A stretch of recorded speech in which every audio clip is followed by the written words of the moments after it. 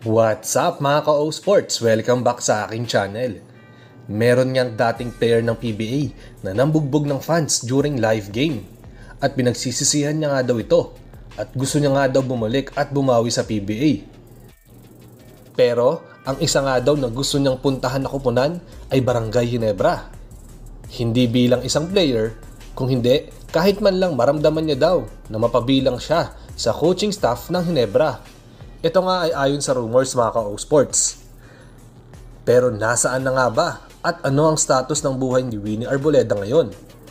Pero bago nga natin yung pag-usapan ng gusto mga ka-O Sports, kung bago ka pa lang sa akin channel, huwag nyo kalimutang suportahan sa pag-subscribe at pag-click na rin ng notification bell button para lagi kang ma-notify pag may latest akong videos. Simulan nga natin kung saan lumaki si Winnie Arboleda. Siya nga ay lumaki sa Aklan at hindi nga ganun kaganda ang trabaho ng kanyang mga magulang dahil isang tricycle driver at labandera ang kanyang mga magulang doon. Kaya nagsipag at nagpursige nga si Winnie Arboleda na iahon ang kanyang mga magulang sa pamamagitan ng basketball. Na-scout nga si Arboleda ng Manuel L. Quezon School at kinuha nga siya para magdaro sa Maynila. Hindi nagdalawang isip si Winnie dahil magandang opportunity daw ito, lalo na basketball player talaga ang naging gusto niyang maging propesyon.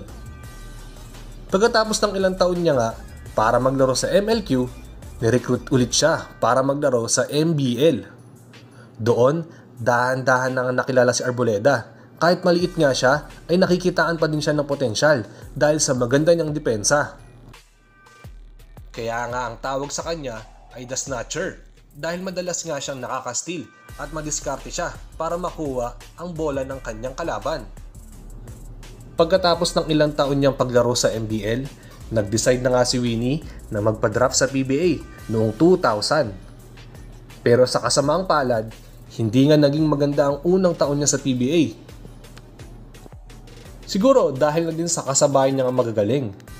Pero nung nalipat nga siya sa bagong team na FedEx, doon medyo gumanda ang laro niya at nabigyan nga siya ng break.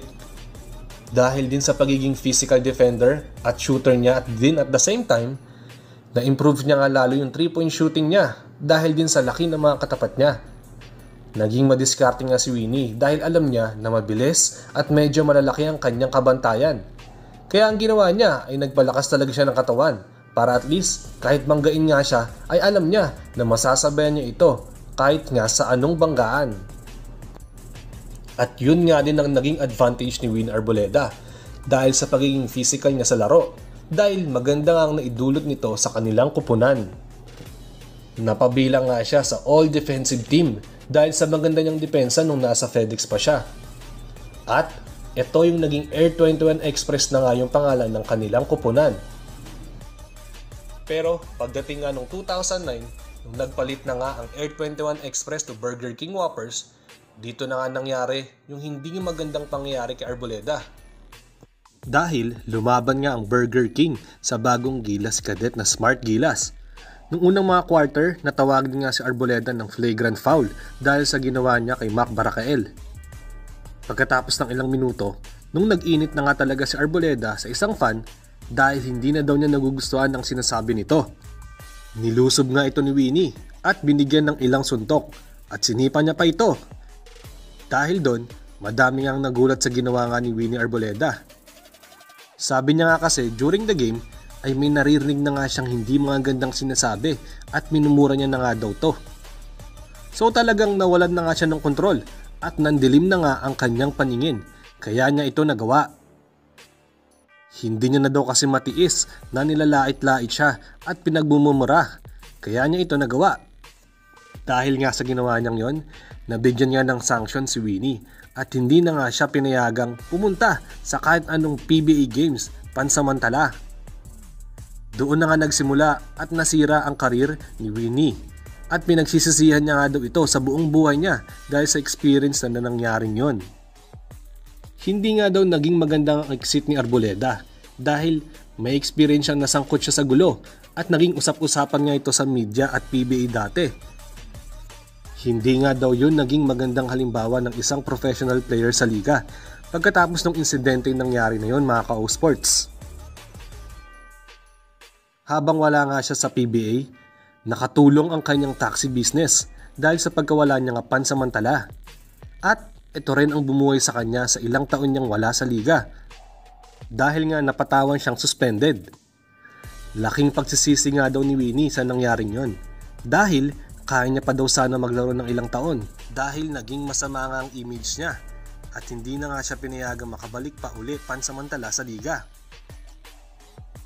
Huling naglaro nga si Winnie sa NLEX Road Warriors noong 2014 season pero halos hindi na nga siya masyado ramdam at limited na nga ang naging minuto niya dito.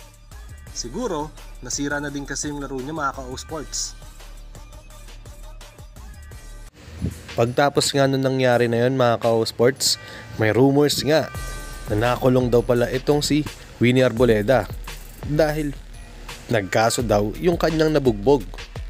Hindi daw nito masisisi kung ano ang nangyari nga kay Arboleda. Hindi rin natin masisisi kung magkakaso nga yung binugbog niya. Kasi syempre kitang-kita nga sa TV kung paano nga siya binugbog that time. Pero ganun pa man mga ka-O-Sports, nangyari na yon. At sana nga naka-move on na ang lahat. Nililinaw ko lang mga ka-O-Sports, ito ay rumors lamang ha. Sana lang nga nasa mabuting kalagayan na talaga ngayon si Winnie Arboleda, ang isa sa mga magagaling na guard defender sa PBA. Hanggang dito na lang muna tayo sa video na ito mga ka-O-Sport. Salamat sa panonood. Nag-iingat kayo palagi. Bye-bye!